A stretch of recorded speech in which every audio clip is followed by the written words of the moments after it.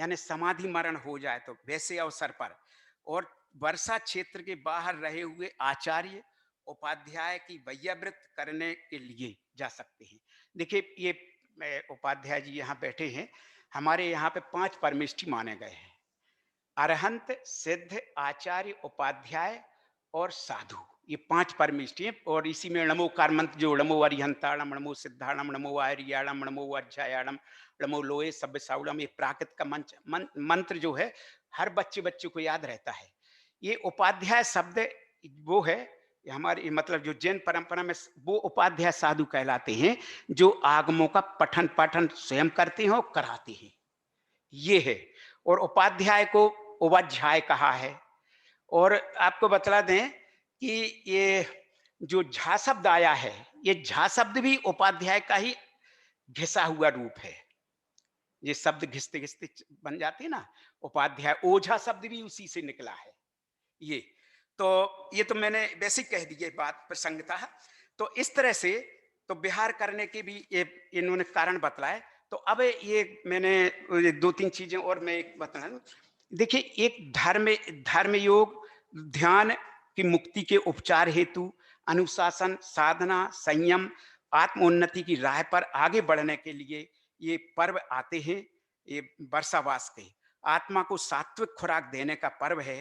इसमें अज्ञान के अंधेरे को मिटाकर जीवन में नई रोशनी लाने का प्रयत्न करते हैं। अहिंसा अपरिग्रह के पथ का पथिक बनकर जीवन में को अंतःकरण से हम पवित्र बनाते हैं। इस तरह के इसके जो अनेक का वो है।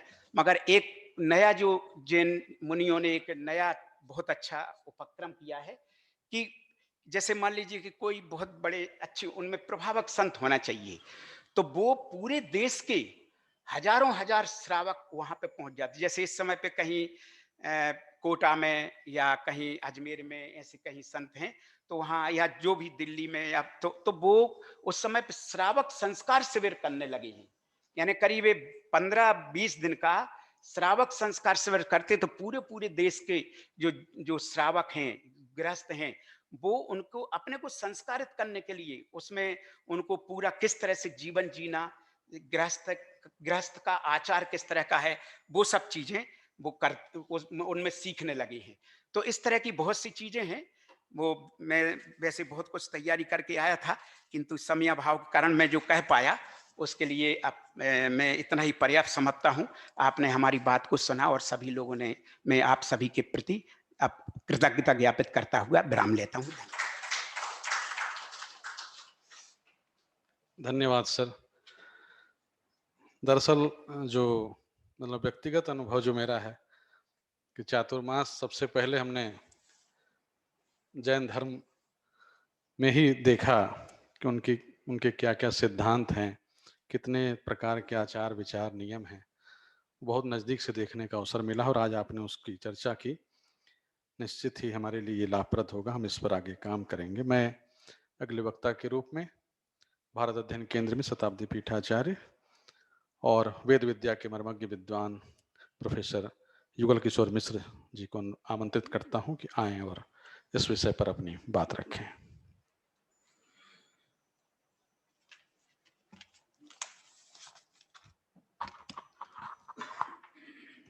इदं कविभ्यः पूर्वेभ्यो नमो वाकं प्रशास्महे विन्देम देवतां वाचममृताम् आत्मनः कलाम्। परम श्रद्धे हमारे पूज्य centenary chair professor Tripathi ji, पद्म अलंकरण से विभूषित भारत अध्ययन केंद्र की शताब्दी पीठ आचार्या मालिनी अवस्थी जी, हमारे मित्र professor Rakesh Upadhyay ji, professor Phoolchand Jain ji, professor Vijay Shankar Shukla ji, हमारे भारत अध्ययन केंद्र के समन्वयक प्रोफेसर सदाशिव कुमार द्विवेदी जी, मैं काशी हिंदू विश्वविद्यालय भारत अध्ययन केंद्र और सत्य Sai university for human excellence Karnataka के संयुक्त तत्वावधान में आयोजित इस महत्वपूर्ण गोष्ठी में विशिष्ट विषय को चयन करने के लिए दोनों समन्वयक महोदयों को और हमारे भारत अध्ययन केंद्र के समन्वयक महोदयों को बहुत बहुत आभार देना चाहता हूं। ऐसे विषय जिन पर की चर्चा होनी चाहिए, ये चर्चा से बहुत दूर हो गए। मैंने जब अध्यात्म ऋषि परंपरा और चातुर्मास विषय मुझे दिया गया तो मैंने भी इसको देखना शुरू किया और मुझे बड़ा आत्मसंतोष ये हुआ कि वेदों से लेकर के और लोक तक किस तरह से ये परंपरा अक्षुण्ण रूप से चली आ रही है और जहां तक मेरी दृष्टि जाती है, इस परंपरा का संवाहन पुरुष वर्ग जितना नहीं कर पाया, उससे कहीं कहीं कहीं अधिक भारतीय नारी ने इस परंपरा का निर्वहन किया और करता आ रहा है। तो मैं सबसे पहले इस विषय के प्रवर्तन के पहले मैं भारतीय नारी के इस रूप को नमन करता हूं। चातुर्मास्य के 4 काल बताए गए हैं। पहला काल आषाढ़ शुक्ल एकादशी, जो कि हरिशयनी एकादशी है। दूसरा द्वादशी, तीसरा पूर्णिमा, आषाढ़ की पूर्णिमा जो कि गुरु पूर्णिमा नाम से प्रख्यात है, और चौथा काल जो है जब सूर्य कर्क राशि में प्रवेश करता है तब। ये 4 काल चातुर्मास्य के बताए गए हैं। इन चारों में से कोई भी ग्रहण किया जा सकता है। इस व्रत के करने से जो शास्त्रों में विधान है वो ये है कि वर्ष भर के उत्पन्न हुए जितने पाप हैं वो सब नष्ट हो जाते हैं केवल इस चातुर्मास्य व्रत करने से। व्रत ग्रहण के पहले दिन उपवास और देव पूजा करके भगवान से निवेदन करते हैं कि हे देव, मैंने यह व्रत आपके सम्मुख लिया है, यदि आप अनुग्रह करें तो यह निर्विघ्न समाप्त हो जाए। अर्थात उस ईश्वर पर ही हम डाल देते हैं कि आप ही इसको निर्विघ्न पूर्ण करने के लिए उत्तरदायी है। 4 मास तक कुछ खाद्य पदार्थ त्याग देने होते हैं। उनमें श्रावण में शाक, भाद्रपद में दही, आश्विन में दूध और कार्तिक में दालें, ये मुख्य रूप से हैं। व्रती को शैया पर शयन त्यागना होता है, मांस त्यागना होता है, मधु आदि भी त्यागने होते हैं। जो त्यागने के पदार्थ और हैं उनमें बहुत सारे हैं। जंभारी नींबू हैं, राजमा है, मूली है, गाजर है, कोहड़ा है, ईख है, बैर है, इमली है, बैंगन है, मसूर है, कुल्थी की दाल है, अंकुर किए हुए जो मूंग या चना है ये भी त्यागने होते हैं, और बिल्व त्यागना होता है। बेल अब नहीं खाया जाता। जो ग्रीष्म में हमने बेल का सेवन किया, लेकिन अब बेल का वर्जन हो जाता है। इसके साथ पर्युषित अन्न, बासी अन्न भी त्यागना होता है, और ताम्र पात्र में रखा हुआ जो गाय का दूध है, दही है, घी है, वो भी ग्रहण नहीं करना चाहिए, और आमिष पदार्थ नहीं ग्रहण करना चाहिए। आमिष शब्द जो है मैं आपके ध्यान के लिए बताना चाहूं कि आमिष से हम लोग प्रायः ये समझ लेते हैं कि मांस, लेकिन धर्मशास्त्र की दृष्टि से आमिष केवल मांस नहीं है। आमिष है, उसका श्लोक भी है, गाय बकरी भैंस से अतिरिक्त दूध आमिष दूध है, उसे ग्रहण नहीं करना चाहिए। मसूर, बासी अन्न मैंने बता दिया। इसके साथ साथ खार का लवण, जो हम ये गुजरात में जो पानी, समुद्र का पानी डाल करके और जो नमक तैयार करते हैं, वो भी नहीं ग्रहण करना चाहिए। जो पहाड़ का नमक है, जो कि अब पाकिस्तान में चला गया, सिंधव नमक, उसी का ही ग्रहण करना चाहिए। इसी प्रकार जो सबसे महत्वपूर्ण बात है कि अपने लिए पकाया गया भोजन भी आमिष भोजन है, इसकी भी आमिष भोजन में गणना की गई है। अर्थात व्यक्ति को अपने लिए बनाया गया भोजन नहीं करना चाहिए। इसीलिए हमारी भारतीय संस्कृति में हम जब भोजन बनाते हैं तो गृहिणी ये पूछती है, आज भगवान के भोग में क्या बनना है। वो ये नहीं पूछती कि, क्या खाना है। अगर वो संस्कारित गृहिणी है तो वो यही पूछेगी कि आज के भगवान के भोग में क्या बनेगा।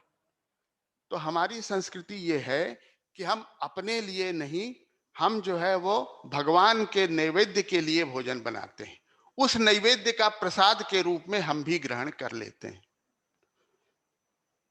तो इसलिए अपने लिए बनाया हुआ भोजन भी निषिद्ध है और वो आमिष की श्रेणी में है।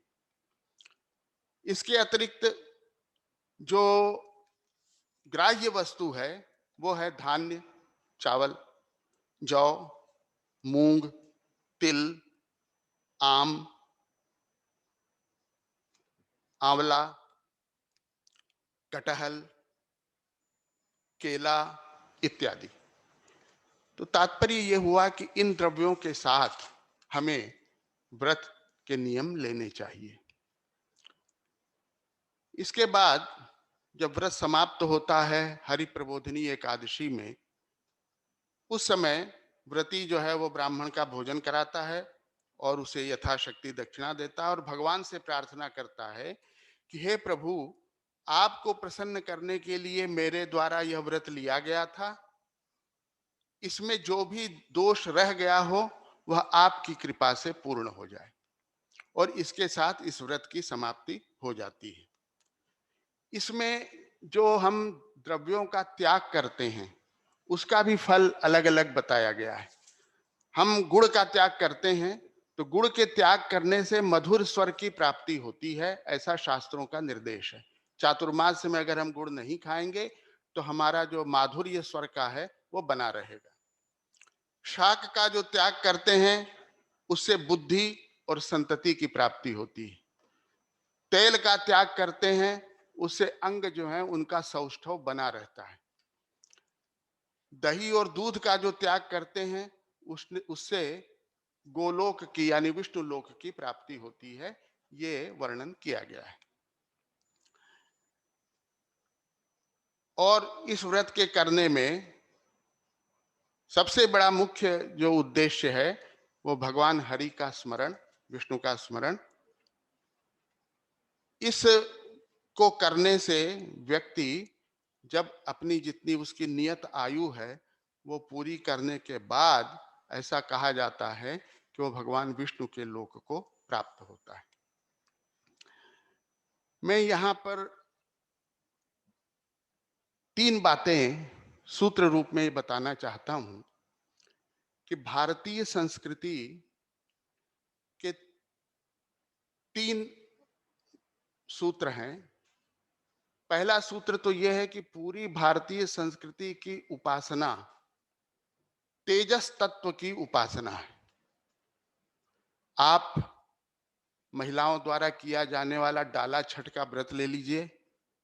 तेजस तत्व जो है वो 3 प्रत्यक्ष दृश्यमान हैं, एक सूर्य, दूसरा चंद्रमा, तीसरा अग्नि। हम या हमारे घर के लोग या तो सूर्य को उद्देश्य करके व्रत करते हैं, सूर्यार्घ्य देते हैं, डाला छठ का व्रत करते हैं, या फिर चंद्रमा को उद्देश्य करके करते हैं। करवा चौथ इत्यादि जितने व्रत हैं वो सब समापन उसका चंद्रमा के दर्शन के साथ होता है। और फिर अग्नि तत्व तो है ही है साक्षात, वो तो प्रतिदिन हमारे साथ है। हमारे घर में जब भी भोजन बनेगा तो सबसे पहले पहले तो ये था, अब तो गैस आ गई इसलिए वो छिन्न भिन्न हो गई वो परंपरा, लेकिन वो जो अग्नि में पहला ग्रास डाला जाता था उसको अब हम गौ को दे देते हैं। तो इस तरह से पूरा भारतीय जो की उपासना पद्धति है वो मूल ये है कि वो तेजस तत्व की उपासना है। और दूसरी बात ये है कि वेद ये कहता है कि हमारे जो पिता हैं वो सूर्य है, द्यौष पिता, और माता हमारी है भूमि। माता भूमि ही पुत्रो हम पृथिव्या। मैं माता भूमि का पुत्र हूं, ये मेरा गौरव है और ये मेरी पहचान है। तो दूसरा सूत्र ये हुआ भारतीय संस्कृति का कि हमारे पिता द्यौष पिता हैं और हमारी माता भूमि है। तीसरी बात ये हुई जो कि अभी आमिष के प्रसंग में मैंने बताया कि हम कभी अपने लिए कुछ नहीं करते, हम उस परात्पर को निवेदन करने के लिए जो भी कुछ करते हैं वो सब उसको निवेदन करने के लिए करते हैं, चाहे वो व्रत हो, उपवास हो, दान हो, कुछ भी। अंत में हम यही कहते हैं तत्सत ब्रह्मार्पणमस्तु। हमने जो भी कुछ किया प्रभु मेरा कुछ नहीं है, यह आपका है। ये तीन तत्व अगर हम पकड़े रखेंगे तो हम किसी भी व्रत का, किसी भी उपवास का, किसी भी चातुर्मास्य का मर्म पकड़ लेंगे। अब ये प्रश्न उठता है कि चातुर्मास्य में सूर्य कहां से आ गए? अगर हम ये मानते हैं कि तेजस तत्व की उपासना है तो चातुर्मास्य भी तेजस तत्व की उपासना होनी चाहिए। तो उसके लिए मैं श्रीमद् भगवद गीता का वो उद्धरण देना चाहता हूं जिसमें भगवान अपने विभूति वर्णन के प्रसंग में कहते हैं, आदित्यानाम अहम विष्णु हूं, ज्योतिषाम रविरंशुमान, मरीचि मरुतामस्मि, नक्षत्राणाम अहम शशि। भगवान श्री कृष्ण स्वयं कहते हैं कि मैं जो प्रदीप्त जो सूर्य हैं वो मैं ही हूं, जो रात्रि में चंद्रमा है वो मैं ही हूं, और जो द्वादश आदित्य हैं उन द्वादश आदित्यों में भी मैं हूं, विष्णु आदित्य के रूप में मेरा स्थान है।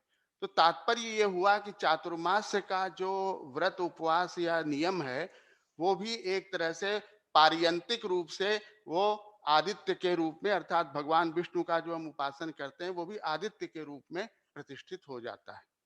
तो इसलिए चातुर्मास्य की जो ये उपासना है ये भी तेजस तत्व की ही उपासना है। और आदित्य जो है वो ही ऋतु चक्र के प्रवर्तक भी हैं। आदित्य के कारण ही 12 ऋतुएं, 6 ऋतुएं होती हैं। और उसके लिए भी बता दिया, ग्रीष्म, मेष और वृष में जब सूर्य जाएंगे तो ग्रीष्म ऋतु होगी, मिथुन और कर्क में जब सूर्य जाएंगे तो वर्षा ऋतु होगी, सिंह और कन्या में जब जाएंगे, सिंह और कन्या में जाएंगे तो वर्षा ऋतु होगी, और तुला वृश्चिक में जाएंगे तो शरद ऋतु होगी, और धनु और मकर में जाएंगे तो हेमंत ऋतु होगी, और कुंभ और मीन में जाएंगे तो वसंत ऋतु होगी। तो इस प्रकार ये ऋतु चक्र के प्रवर्तक भगवान आदित्य हैं और ऋतु चक्र से ही संबंधित हमारा चातुर्मास्य है। इसलिए यह चातुर्मास्य, और चूंकि भगवान ने श्रीमद् भगवद गीता में स्वयं कह दिया कि मैं ही रवि हूं और मैं ही शशि हूं, इसलिए यह जो स्मरण है चातुर्मास्य में हरि का वो सब आदित्य के प्रति चला जाता है, और यह भी एक तेजस तत्व की उपासना का एक मार्ग बनता है, एक आराधना का उपक्रम बनता है। इसमें अगर व्यक्ति शुद्ध मन से और श्रद्धा भाव से करता है तो उसे परम पद की प्राप्ति होती है। चातुर्मास्य काल में वर्षा का काल और शरद का थोड़ा सा काल, ये दो मिल करके चातुर्मास्य बनता है। इस संपूर्ण ऋतु में आराधना का एक दूसरा भी कारण ये है कि वर्षा ऋतु जो है वो एक तरह से मूल ऋतु है। किसकी? संपन्नता की और स्वास्थ्य की। क्योंकि जल ही जीवन है। जल नहीं है तो सृष्टि में फिर कुछ नहीं है।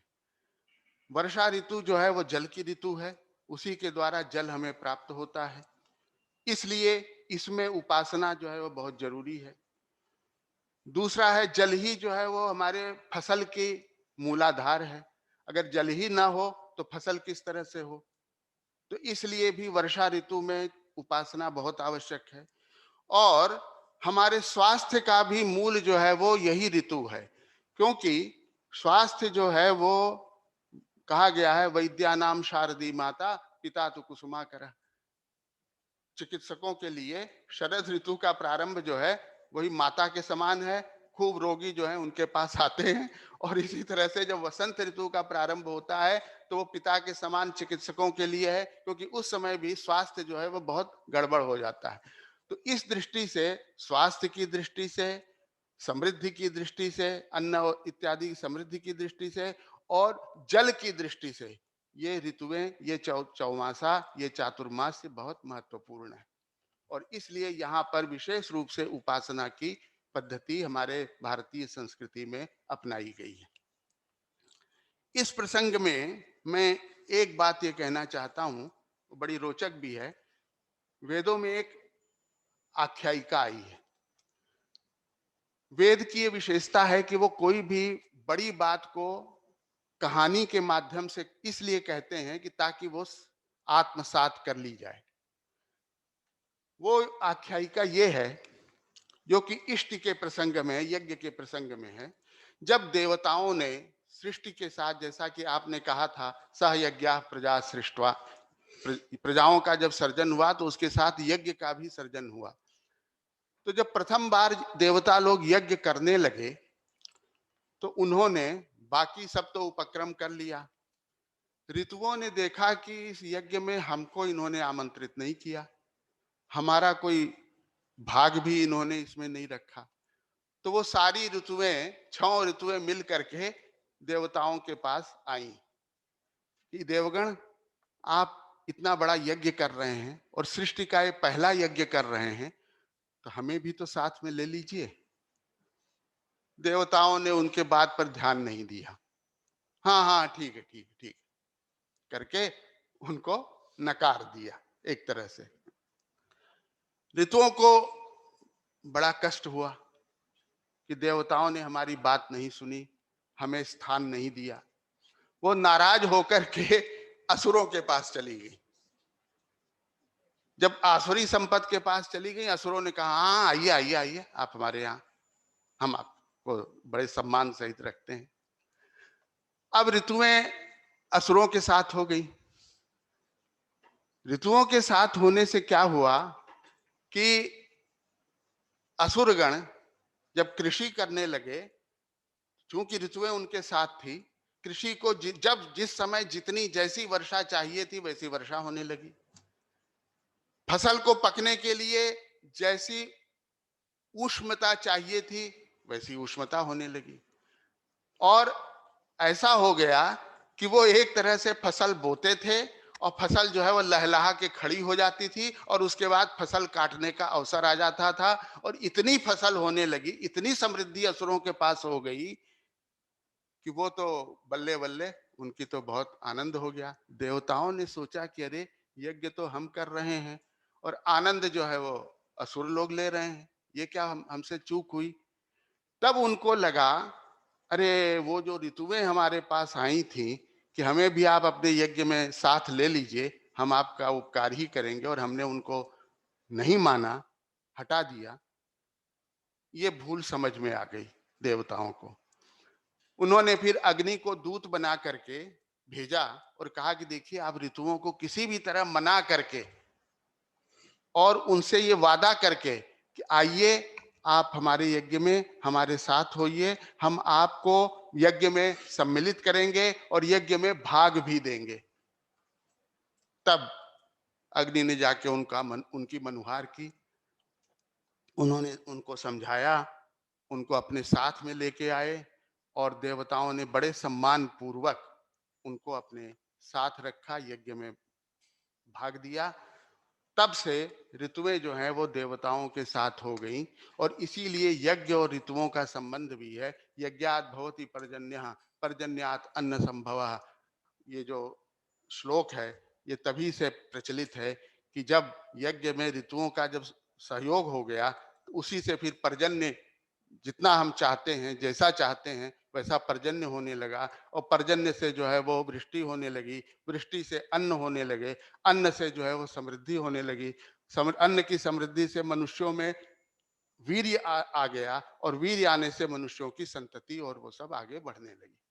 तो ये ऋतुओं का महात्म्य शतपथ ब्राह्मण में बताया गया है कि ऋतुओं को नकारने से कितना नुकसान हुआ और ऋतुओं को फिर बुला करके उनकी मनुहार करके जब सम्मिलित किया गया तो किस प्रकार यह सृष्टि जो है वो पूरी हरी भरी और संतति और समृद्धि से पूर्ण हो गई। इसलिए हमारी लोक संस्कृति में इसी आख्यायिका को मूल मान करके ऋतुओं के निमित्त, ऋतुओं के मनुहार के निमित्त, ऋतुओं की उपासना के निमित्त चातुर्मास प्रारंभ हो गया और तब से जो है वो चातुर्मास की अविच्छिन्न परंपरा हमारे यहाँ चली आ रही है। दूसरी बात जो मैंने बताई थी कि हम और हमारी वैदिक संस्कृति ये मानती है कि द्यौस पिता हैं और माता भूमि है, पृथ्वी हमारी। जो चौमासे में लोक गीतों के माध्यम से, लोक संगीत के माध्यम से जो उपासना की जाती है ये भी बड़ी ही महत्वपूर्ण है और उस यज्ञ की अंग है। लोक गीत जो हैं वो एक तरह से मनुहार है। जो भी हम वर्षा के कजली इत्यादि में गीत गाते हैं वो मनुहार के गीत गाते हैं। वो हम अपने मानसिक उल्लास या मानसिक जो विश्रम्भ श्रृंगार है या मानसिक जो संयोग श्रृंगार की सद्भावना है उसको लोक गीतों के माध्यम से और लोक संगीत के माध्यम से अभिव्यक्त करते हैं। जैसा मैंने पहले कहा कि हमारी संस्कृति में अपने लिए कुछ नहीं किया जाता है। ये जो गायन है, लोक गायन और लोक संगीत, ये भी हम ये छोटी बुद्धि के कारण समझ लेते हैं कि एक नायिका जो है वो अपना विरह वर्णन कर रही है, एक नायिका जो है वो नायक से मिलन की इच्छा अभिव्यक्त कर रही है, या एक नायक जो है वो बिछोह की अपनी भावना व्यक्त कर रहा है। नहीं, ये जो है ये माता भूमि, क्योंकि हम अपने लिए कुछ नहीं करते हैं, हम उसके निमित्त करते हैं। उसके निमित्त से उसके अनुग्रह के साथ हमें बहुत कुछ शतगुणित होकर के प्राप्त होता है। तो जो माता भूमि है, ये सारे गायन की पद्धति, ये सारे लोक गीतों की पद्धति उस माता की ओर से हम उस द्यौष पिता को करते हैं, उस आदित्य को, उस हरि को जो कि विष्णु के रूप हैं उनको करते हैं। ये हमारी भावना नहीं है, ये किसी सामान्य नायक और सामान्य नायिका की भावना नहीं है। ये हमारी भूमि जो माता है, जो कि प्रकृति की नायिका है, और जो नायक हैं उनके ओर की जो अभिव्यक्ति है वो हम अभिव्यक्त करते हैं और उस अभिव्यक्ति से जो वो प्रसन्नता और अनुग्रह उसका हमें मिलता है वही हमारे जीवन को रसमय करता है, रस भरित करता है और हम पूरे वर्ष आनंदमय रहते हैं। तो इसलिए लोक गीतों की और लोक संगीतों की, जिनमें की ऋतुओं का सौंदर्य वर्णन, प्रमदाओं का मानसोल्लास, उपवास, श्रृंगार आदि के माध्यम से जो मनुहार का प्रतिबिंबन होता है वो वस्तुतः हमारा प्रतिबिंबन नहीं है।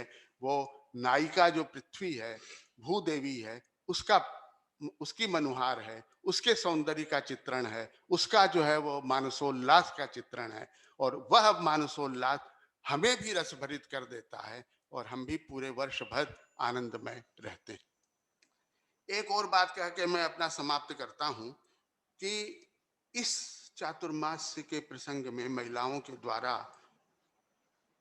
उपवास भी किया जाता है, व्रत किया जाता है और दान दिया जाता है और लोकगीत और लोक संगीत के माध्यम से संगतिकरण किया जाता है। इसलिए यह यज्ञ है। यज्ञ शब्द यज धातु से निष्पन्न होता है और यज धातु के 3 अर्थ हैं: देव पूजा, संगतिकरण और दान। तो हम जो व्रत उपवास करते हैं, ये देव पूजा का एक संस्कार हुआ, तो ये देव पूजा हुई। हम जो दान देते हैं, तरह तरह के दान इस चातुर्मास्य में देते हैं, वो दान हुआ, वो भी यज्ञ का एक रूप है। यज्ञ, देव पूजा, संगतिकरण और दान। और जो संगतिकरण वाला अंश है, वो संगतिकरण वाला अंश हम लोक गीतों के माध्यम से और लोक संगीत के माध्यम से करते हैं। और ये हमारी भारतीय महान नारियां, और इनको मैं इस अवसर पर मैंने पहले भी नमन किया और अंत में भी मैं नमन करता हूं कि इस चातुर्मास के द्वारा वो यज्ञ के इस पूरे रूप को, जो यज धातु के तीनों रूप हैं, तीनों जो अर्थ हैं, उन तीनों अर्थों को वो इन चातुर्मास में पूरा करती हैं और इस तरह से लोकगीत और लोक संगीत के माध्यम से संगतिकरण करती हैं। जो माता भूमि है, जो देवश पिता है, उसके साथ संगतिकरण होता है और दान होता है और पूजन होता है। इसलिए हमारे संस्कृति में कहा जाता है, यत्र नार्यस्तु पूज्यन्ते रमन्ते तत्र देवता।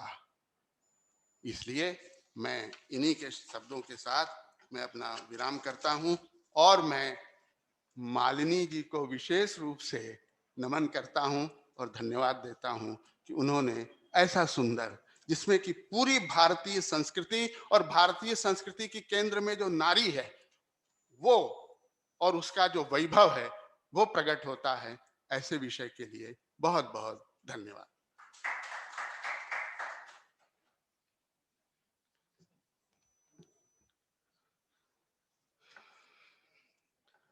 भारत में चातुर्मास का प्रवर्तन पुरुषों की अपेक्षा स्त्रियों ने किया और इसी के साथ आपका उद्बोधन इसी शब्द के साथ संपन्न होता है।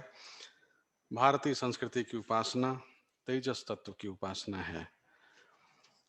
मैं आपके प्रति आभार व्यक्त करता हूं और अगले वक्ता के रूप में इंदिरा गांधी राष्ट्रीय कला केंद्र क्षेत्रीय केंद्र वाराणसी के निदेशक प्रोफेसर विजय शंकर शुक्ल जी को आमंत्रित करता हूं।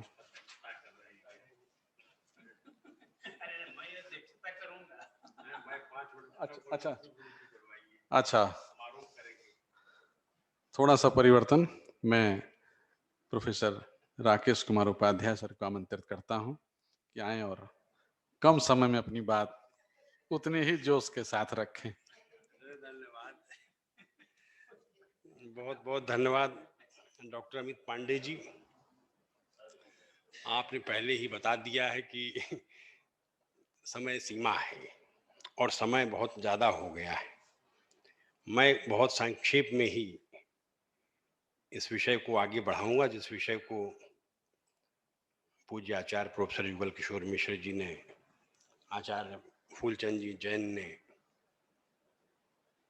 हमारी जो सांस्कृतिक विरासत है, ऋषि परंपरा है, उसके संदर्भ में जो महत्व है चातुर्मास्य का, उसके बारे में मैं विचार करूंगा। लेकिन कल जब मैं इस कार्यक्रम के लिए चला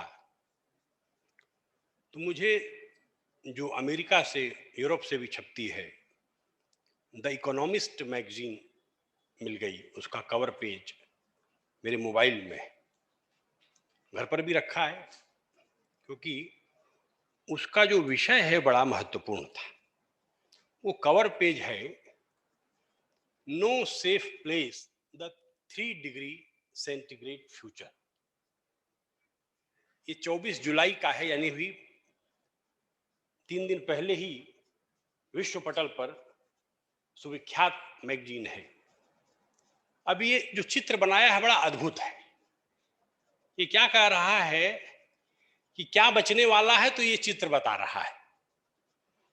संपूर्ण क्षीर अर्णव होने वाला है, महासागर जो है इस संपूर्ण पृथ्वी को ले लेगा और उसके बाद बचेगा क्या?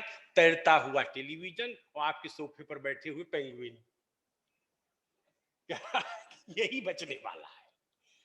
और ये इसका कवर पेज जो मैसेज दे रहा है, अब इसमें उसका जो आर्टिकल है उसका शीर्षक भी बड़ा अद्भुत है। वो लिख रहा है 3 degrees of global warming is quite plausible and truly disastrous. Rapid emission cuts can reduce the risks but not eliminate them. क्या आप खतरा जो है थोड़ा कम कर सकते हैं, खत्म नहीं कर सकते। आपके सर पर मृत्यु नाच रही है। और तीसरा उसने जो प्रारंभ किया है, केवल एक पैरा में पढ़ रहा हूं, by the standards of the 21st century as a whole, 2021 will almost certainly go down as a comparatively cool year. By the standards of the rest of human history, its weather looks disconcertingly like hell. Next para है 3 line का। On July 20th, as Belgium, Germany,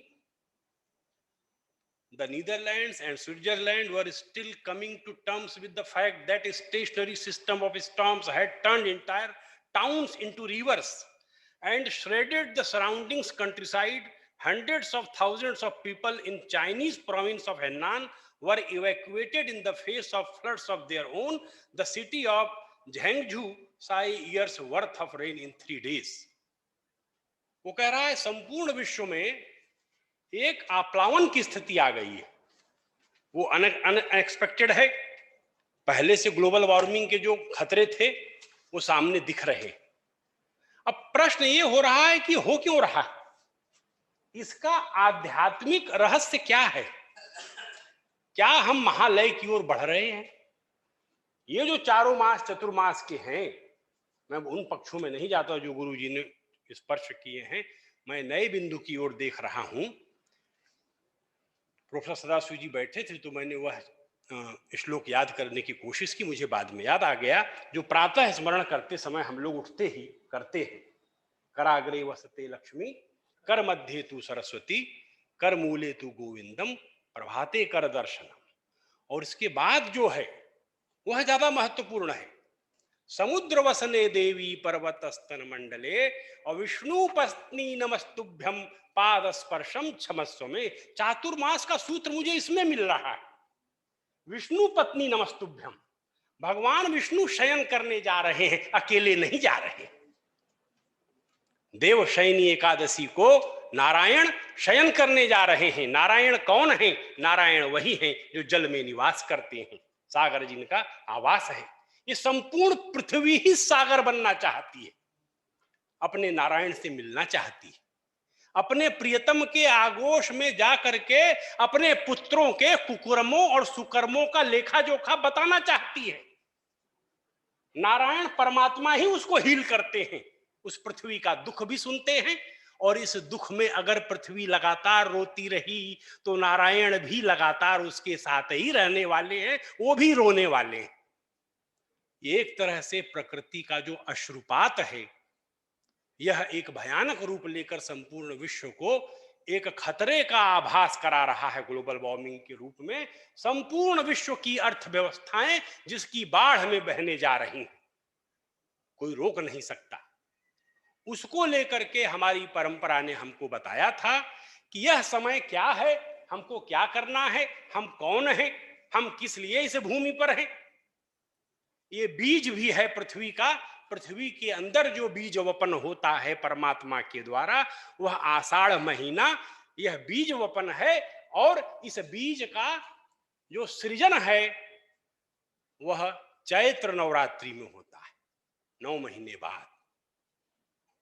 कहे चैत्र नवरात्रि है, नवरात्रि तो पहले आ जाती है। ये जो अभी शारदीय नवरात्र आएगा, मैं इसके पूरे व्रत त्योहार को देख रहा था। दोनों ग्रंथ रखे हमारे पीवी शास्त्री, पीवी काणे का धर्मशास्त्र है और पूज्य श्री किशोर मिश्र जी द्वारा दिया हुआ धर्म सिंधु है। अद्भुत है। ये पूरा बिंदुवार बता रहा है कि 30 त्योहार कौन से हैं। बोले मंगल कार्य सारे तो अखबार ही बता रहे हैं मंगल कार्य वर्जित हो जाते हैं, मंगल कार्य वर्जित हो जाते हैं। अरे भाई साहब, सारा मंगल कार्य तो हो ही रहा है। लोक मगन है आनंद उत्सव में पूरा दीपावली तक, कार्तिक कृष्ण अमावस्या वहां तक, और भगवान के उठने तक जितने त्योहार हैं, अभी हरतालिका तीज है, अभी कृष्ण जन्माष्टमी है, अभी पचैया आने वाला है, नाग पंचमी, ये सारा तो आनंद उत्सव है। लोक भी आनंद उत्सव में है, आध्यात्मिक भाव भी है। श्रावण कृष्ण पूर्णिमा हमारी गई है, जो हमारा जो हमारी जो व्यास पूर्णिमा है, श्रावणी पूर्णिमा, गुरु पूर्णिमा, ये पूरी पद्धति 30 त्योहार दिए हुए, लेकिन इसमें बिंदु विशेष ये है, ये निजी नहीं है, not for the purpose of individual perception, individual innovation से जुड़े हुए नहीं है, व्यक्तिगत कार्य नहीं है, लोक का कार्य है। ये सारे आषाढ़ से लेकर के और कार्तिक तक जितने त्योहार हैं, व्यक्तिगत आराधना नहीं है, लोक मंगल की कामना है, लोक की आराधना है, लोक के साथ जीने मरने का संकल्प है। इसलिए आध्यात्मिक अन्वेषण है खुद का, स्वयं का, और दूसरा लोक का भी अन्वेषण है, जो गुरुजी ने आज प्रातः काल हम लोगों के मार्गदर्शन में बिंदु दिए हैं। उत्सव यानी जो छलक छलक जाना अपने को पूर्ण करके, एक अद्भुत जो अमर अर्थ है भारतीय सांस्कृतिक परंपरा का, जो अमरता का पक्ष है, उसमें से ही हमको दिखाई पड़ता है। इसलिए गुरुजी आषाढ़ से लेकर के और कार्तिक का जो चारों महीना है, अब मैं इसी में पढ़ रहा था धर्म सिंधु में, बोले जो प्रॉपर सैनिटेशन कर रहा है, स्वच्छता पर ध्यान है, बोले जो मंदिर में झाड़ू लगा रहा है, मार्ग पर झाड़ू लगा रहा है, बरसात के समय में स्वच्छता अभियान में जुट गया है, वह उसको राजत्व की प्राप्ति होती है, धर्म सिंधु कह रहा है। इस जो ये 4 महीना है, अब ये महाराजमार्ग जो भौतिक रूप से भी है, और भीतर जो राजमार्ग शरीर के भीतर परमात्मा का निवास स्थान है, अंगुष्ठ मात्रम हृदय देशे तिष्ठन्ति, उसके भीतर की स्वच्छता भी, अंतर्बाह्य शुचिता भारतीय परंपरा कहती है। बाहर तो सफाई करो ही, भीतर भी करो। परंपरा में ऐसा हो गया कि भीतर तो सफाई करने लगे, बाहर गंदगी करने लगे। ये तो भला हो, एक नायक जग गया दिल्ली में, कहा जरा बाहर भी साफ करो, और बाहर स्वच्छता अभियान, दुनिया का सबसे बड़ा अभियान उन्होंने ले लिया, उनको धन्यवाद। भारतीय समाज के अंदर जागृति की, चेतना की नई लहर उठी।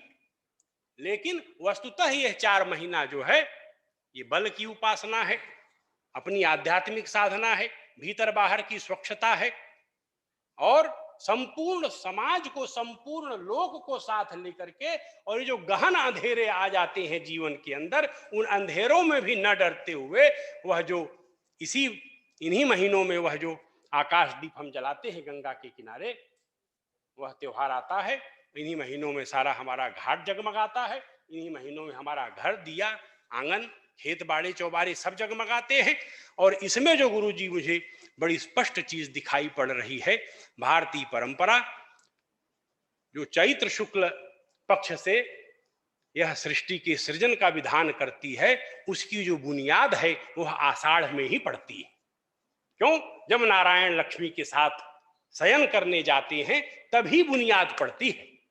और मत्स्यावतार भी इसी समय है, मत्स्यावतार भी इसी समय है, इसी जो भगवान कृष्ण का जन्म और मत्स्यावतार, ये दोनों बड़े रूपक हैं। ये क्यों है इस पक्ष में, ये बड़ा सोचने वाली बात है। मैं इसको सोच रहा था। कृष्ण जन्माष्टमी भी है भादों में, और उसके बाद भगवान का मछली का अवतार भी है। यह कृष्ण रूप क्या है? ये भगवान आषाढ़ में जब सोने चले गए हैं, तो उसके बाद जो है भादो और ये आश्विन, ये महीने तो गहन निशा छा जाती है जो संपूर्ण सृष्टि में, ये बहुत सांकेतिक है। इसी में आता है ये शारदीय नवरात्र। अब ये शारदीय नवरात्र जो है एक तरह से गर्भ का निर्माण है, एक एक दिन जो है, और उसके बाद भगवान अपना कार्य पूर्ण करके जग जाते हैं, माता अपने स्थान पर स्थापित हो जाती हैं, और फिर माता जो है इस संपूर्ण ब्रह्मांड को प्रकट करती हैं, जिसको हमारे दुर्गा सप्तशती सती में बताया गया है कि हे माता, तू ही तुमासी विश्वासी अविश्वासी परमासी माया, तुम ही जो है संपूर्ण जगत को जन्म देने वाली हे माता, हे जगत जननी भवानी। ये जगत जननी भवानी का जो रूप है, यह इसी आषाढ़ से लेकर के और कार्तिक पक्ष में परमात्मा के साथ मिलकर के इस संपूर्ण ब्रह्मांड को नया जीवन देने का विधान करता है। और इसीलिए मैं संजोग से गुरुजी आपसे अनुमति ली थी मैंने, लेकिन आपसे आज्ञा नहीं ली। मैं आजकल ऋग्वेद भी पढ़ रहा हूं तो उसमें जो मिला, उसमें भी चातुर्मास है, उसमें भी 12 महीनों का वर्णन है, उसी में ही है, वहीं से हमको मिल रहा है, संपूर्ण विश्व को मिल रहा है। लेकिन इस देश के अंदर, दुनिया के अंदर एक परंपरा आ गई, जिन्होंने कहा कि ये जो 12 महीना है, अरे भाई 12 महीना 5000 साल पहले से गाते चले आ रहे हैं। चैत्र, बैसाख, जेठ, आषाढ़, श्रावण, भादो, आश्विन को कुवार भी कहते हैं, कार्तिक, और उसके बाद मार्गशीर्ष, और फिर पौष है, और फिर माघ है, फिर फागुन है, और फिर फागुन अंतिम महीना है। तो ये अद्भुत परंपरा जो है, ये हमारे वैज्ञानिकों को भी इसका विशेष रूप से, विशेषकर जो एस्ट्रोनॉमी में है, खगोल शास्त्र में है, भौतिक शास्त्र में है, वह भारतीय परंपरा के इस जीवंत पक्ष को हमने केवल विज्ञान को इस दृष्टि से नहीं देखा कि पढ़ करके आप वहीं समाप्त कर दीजिए। विज्ञान को भारतीय परंपरा ने जीवन में जीवंत कर दिया है। इसलिए जब हम कोई भी पूजा पाठ करने चलते हैं, मैं पहले छोटा था तो बड़ा आश्चर्य होता था कि क्या है इतना तामझाम, लेकिन बाद में अब ध्यान में आता है, ये तो जो है ब्रह्मांड के सृजन की पूरी प्रक्रिया बता रहे हैं प्रैक्टिकल करके। और इसलिए षोडश मात्र का युक्त पूजन कर रहे हैं, नवग्रह का पूजन कर रहे हैं, सब प्रकार के कल्याण की कामना कर रहे हैं। और जो लोक है वो निजी से बड़ा है, निज से बड़ा है, निज को लोक में विसर्जित करने की जो परंपरा है, यह चातुर्मास से है। और इसीलिए हमारा सारा शिक्षण कार्य भी, अक्षरारंभ भी बच्चों का, और गुरु का पूजन भी सब इसी महीनों में है। निजी कार्य, निजी कामना से आपको कार्य करने की, शुभ कार्य करने की मनाही है। आप निजी कुछ नहीं कर सकते, न विवाह करेंगे, न शादी करेंगे, न अपनी निजी उन्नयन की कामना में कुछ करेंगे। आप जो कुछ भी शुभ करेंगे, मंगल करेंगे, वो लोक मंगल की कामना से करेंगे। और इसीलिए इसका असर लोक में गया है कि लोक जो है सबको लेकर के नृत्य, सब धर्म सिंधु में पढ़ रहा था कि महिलाएं का नृत्य का वर्णन है, गान का वर्णन है, कीर्तन का वर्णन है। कैसे गणेश चतुर्थी है, इसी में गणपति बप्पा मोरिया आ रहा है, इसी में मनसा देवी का पूजन आ रहा है। कैसे पूरे दक्षिण से लेकर के उत्तर और बंगाल तक की परंपराओं का विधिवत वर्णन धर्मशास्त्र के इतिहास में और धर्म सिंधु में विस्तार से मिला है। समय रहता तो उस पर भी प्रकाश डालते, मैं समझता हूं। मैं अपनी बात यहीं पूर्ण करता हूं। आप सब इस गोष्ठी के आयोजक के रूप में यहाँ उपस्थित हुए हैं। ये शानदार कार्यक्रम हम लोगों ने प्रारंभ किया है। वर्षानुवर्ष इसकी गति बढ़े, इसका प्रकाश बढ़े, इसका व्याप बढ़े, काशी के लोगों में और ग्रामीण मानस में भी। गांव में भी हम जाकर के अपने विद्यार्थियों के गांव में जाएं, वहां भी दिन भर का चौमासा करें। हमारे शिक्षक जाएं, काशी हिंदू विश्वविद्यालय के सब लोग यहाँ पढ़े हुए विभिन्न विभागों में। दुनिया का एक मोबाइल आ गया है, एक आ गया है, बस उसी में सबका रमण हो रहा है। ये भ्रमण होना चाहिए ग्राम में। चौमासा उसके लिए बहुत प्रैक्टिकल चीज है। मैं इसका निवेदन करने के लिए आदरणीय मालिनी जी को इस आयोजन के लिए विशेष धन्यवाद देते हुए अपनी बात समाप्त करता हूं। धन्यवाद। बहुत बहुत धन्यवाद सर।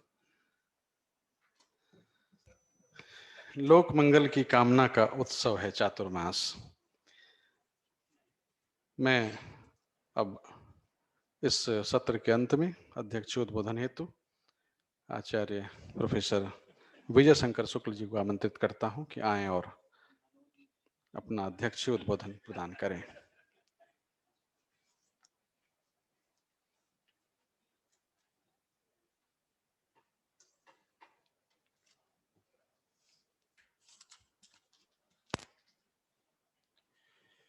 आ भारती भारती भी सजोषा इडा देवैर्मनुष्येभिरग्निः सरस्वती सारस्वतेभिरर्वाक् तिस्रो देवीर्बर्हिरेदं सदन्तु।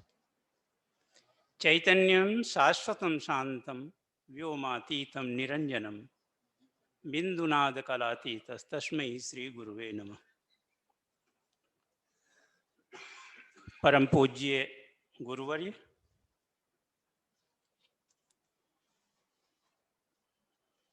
त्रिपाठी जी,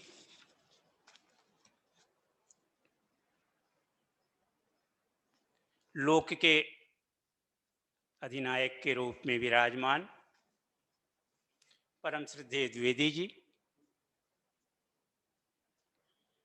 वेदमूर्ति आचार्य मिश्र जी, जैन परंपरा के प्रतिष्ठित आचार्य आदरणीय प्रोफेसर फूलचंद जैन जी, सम्मान्य प्रोफेसर शाही जी, भारत अध्ययन केंद्र के समन्वयक सम्मान्य प्रोफेसर सदाशिव कुमार द्विवेदी जी, और जिन्होंने भारत अध्ययन केंद्र की आज शुरुआत की। भारत अध्ययन केंद्र कहाँ से शुरू होना चाहिए, इसका चिंतन मेरे मन में हुआ करता था कि कहीं कुछ ऐसी चीज है जो पकड़ में नहीं आ रही। कुछ दिन पहले राकेश उपाध्याय जी ने कहा कि मैंने एक आचार्य से बात की तो उन्होंने कहा भारत अध्ययन केंद्र की जरूरत क्या है। काशी हिंदू विश्वविद्यालय में बहुत सारे विभाग हैं, अलग अलग क्षेत्र में अध्ययन होता है। तुम लोग किस अध्ययन की बात करते हो, कौन सी नई चीज देना चाहते हो? लेकिन भारत को समझने के लिए भारतीय ब्रह्मांड में व्याप्त वह तत्व जिनके बारे में हम केवल स्वप्न देखते हैं, वह हम तक कैसे पहुंचे, उन किस परिवेश में पहुंचे, कहां से उसकी यात्रा शुरू हुई, यह जो चिंतन है यह वे सब नहीं दे सकते, क्योंकि उनके सबके कार्य क्षेत्र अलग अलग हैं। उसके लिए तो कोई ऐसा विभाग होना चाहिए, ऐसी कोई बौद्धिक पीठ होना चाहिए जो उस स्तर पर जाकर, उस परंपरा में जाकर उस विचार को समझे, उस पर चिंतन करे।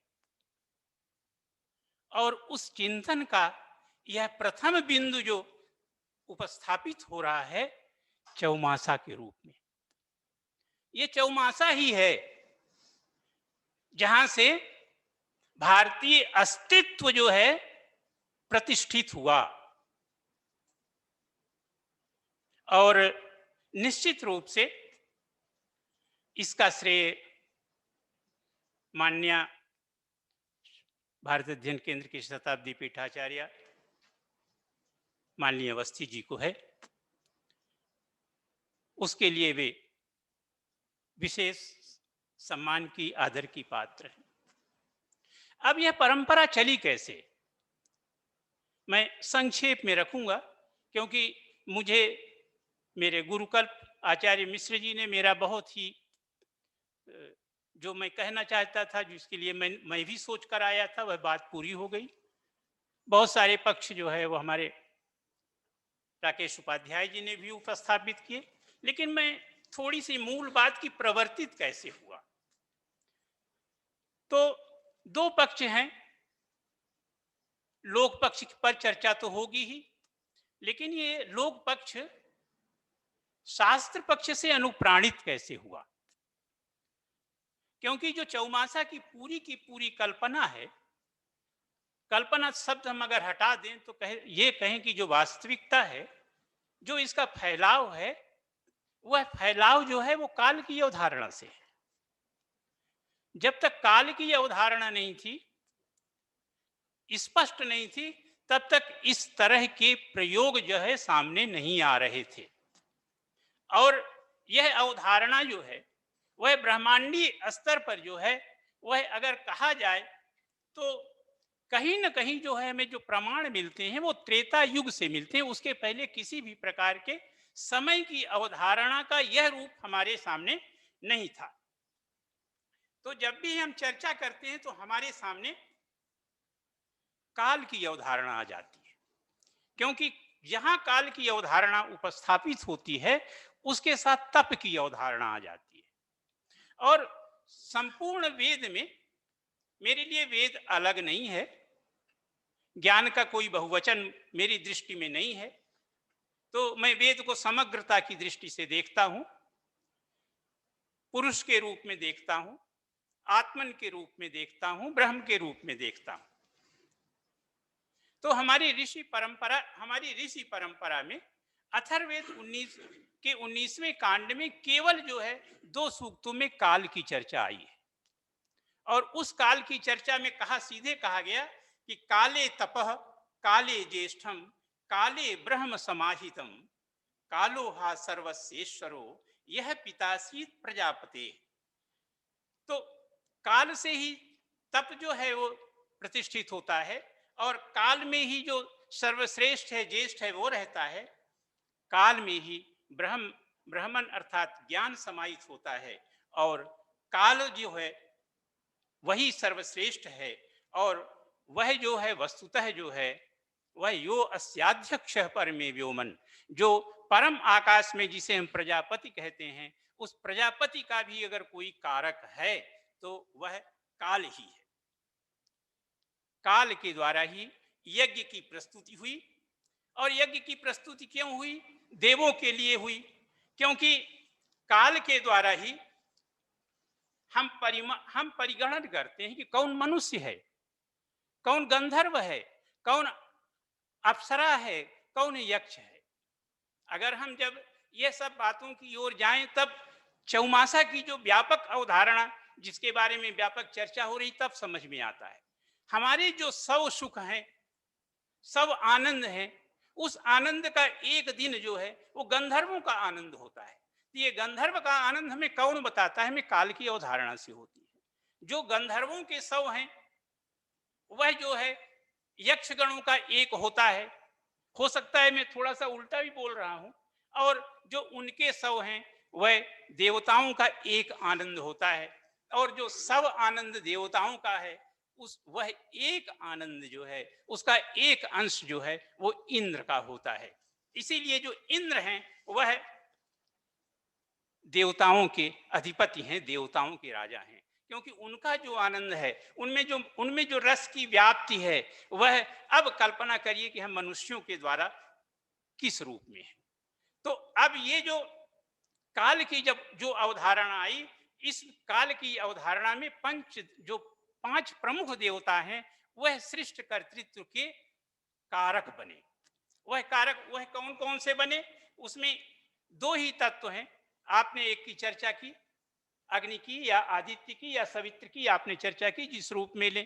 तो अग्नि जो है वह कारक है जीवन देने का, लेकिन वह जीवन ग्रहण कौन करेगा? उस जीवन की जो है अंकुरण कैसे होगा? तो अंकुरण जो है वो सोम तत्व के द्वारा होता है। और यह अग्नि सोमात्मक जो जगत की प्रवृत्ति हो रही है, इस प्रवृत्ति को कौन आगे बढ़ाएगा? तो हमारे सामने सवित्र अग्नि के दूसरे स्वरूप में आते हैं।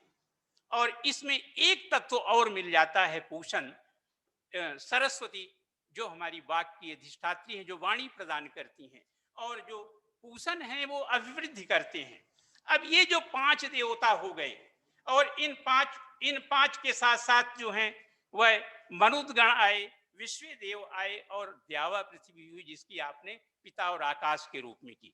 तो अब इनके द्वारा जो काल की अवधारणा बनी, जो इनको जो है हविष प्रदान करने के लिए, जो अब यज्ञ की अवधारणा जब हमारे सामने आई कि जो मैंने कहा कि कभी त्रेता में जिसका वर्णन कार्य शुरू हुआ, त्रेता के साथ वो वेद को भी लेते हैं, तो उसमें ये हुआ कि इनको आहुति दी जानी चाहिए।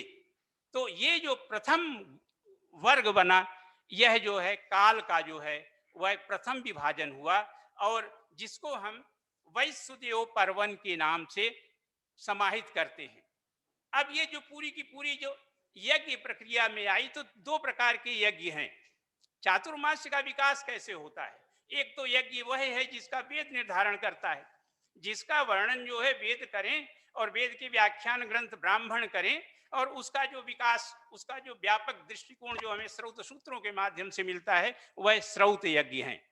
और एक यज्ञ वह है ऋषिगण जिनका जो है हमारी स्मृतियों में विधान करते हैं, वह स्मृतियों का विधान का जो यज्ञ है, वह जो है वो स्मार्त यज्ञ के रूप में आया, जिसके अधिकारी हम सब लोग हैं।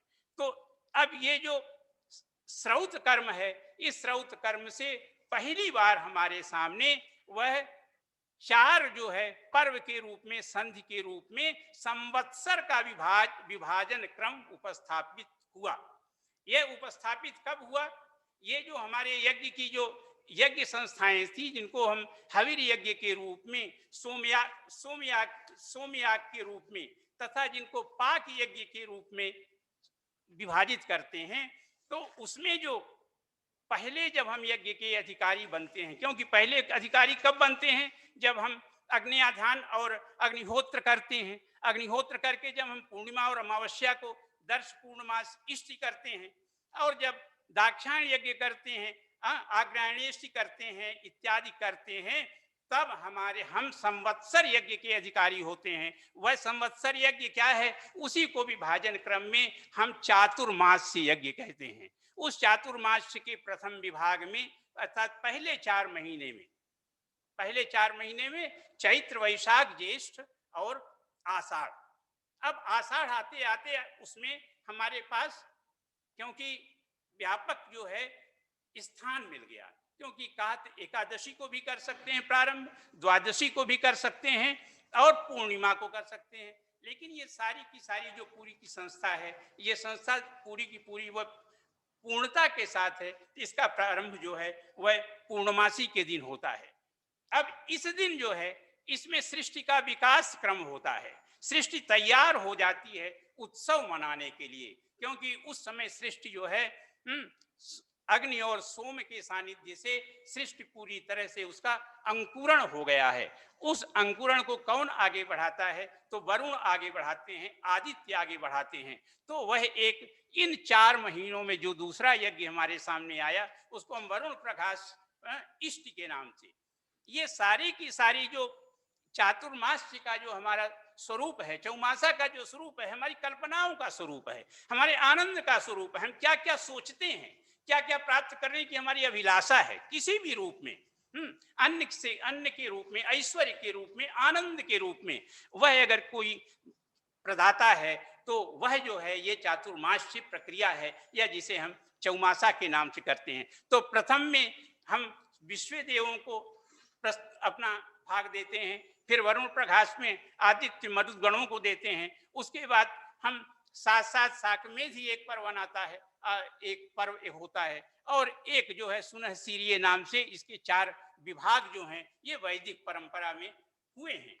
और इस पूरी की पूरी परंपरा में ये बहुत लंबी है, इसमें ना जाते हुए, क्योंकि मैं समझ रहा हूं कि हमारे अगले सत्र के बहुत श्रेष्ठ विद्वान जो हैं यहाँ आचार्य द्विवेदी जी बैठे हैं, शाही जी बैठे हैं, लेकिन यही जो पूरी परंपरा है, इस परंपरा का धीरे धीरे जो विकास वह प्रत्येक क्षेत्र में होता गया और अभी हो रहा है। अगर इस पूरी परंपरा को समझ करके और हम अपने लोक परंपराओं को उसके साथ अच्छी तरह से जोड़ सकें, तो हमारी जो शास्त्रीय जो प्रमाण है, क्योंकि शास्त्र की प्रवृत्ति जो है वह जो है तब तक स्वतंत्र, तब तक परतंत्र है जब तक लोग उसको स्वीकार नहीं कर लेता।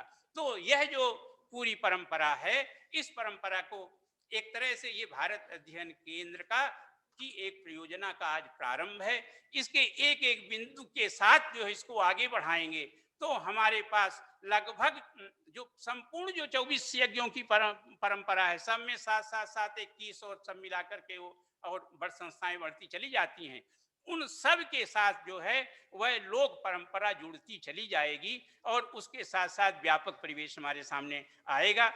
मैं अधिक नहीं बोलना चाहता, क्योंकि पहले ही जो है 15 मिनट का ही समय निर्धारित हुआ है, लेकिन एक बात बड़े आनंद की जो हमारे आचार्य मिश्र जी ने कही कि इसके माध्यम से हम मधुरता की ओर जाएं, सौंदर्य की ओर जाएं। हम शहद न ग्रहण करें तो मधुरता को प्राप्त करेंगे।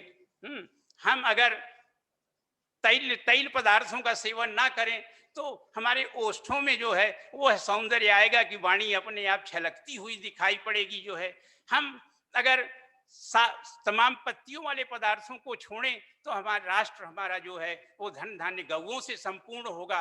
तो ये सब चीजें जो हैं वो नियम जो है, व्रत का अर्थ है नियम, व्रत का अर्थ पूर्णता नहीं है, व्रत का अर्थ है नियम जो हमें यम की ओर ले जाते हैं। और यम के साधने का जो मार्ग है वह है चौमासा। धन्यवाद।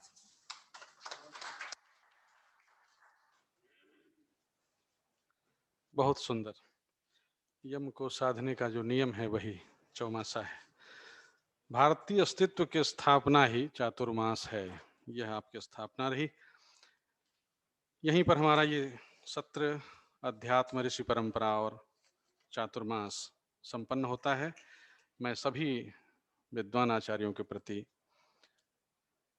आयोजन समिति की ओर से, सत्य Sai university for human excellence की ओर से हार्दिक आभार प्रकट करता हूं। अगला सत्र हमारा भारतीय साहित्य, लोक संस्कृति और चौमासा पर केंद्रित है। मैं आज के अगले संचालक के रूप में हमारे बीच राहुल चौधरी जी हैं और इस विषय के विशिष्ट विद्वान उपस्थित हैं। मैं राहुल चौधरी जी को आमंत्रित करता हूं कि अगले सत्र की शुरुआत करें।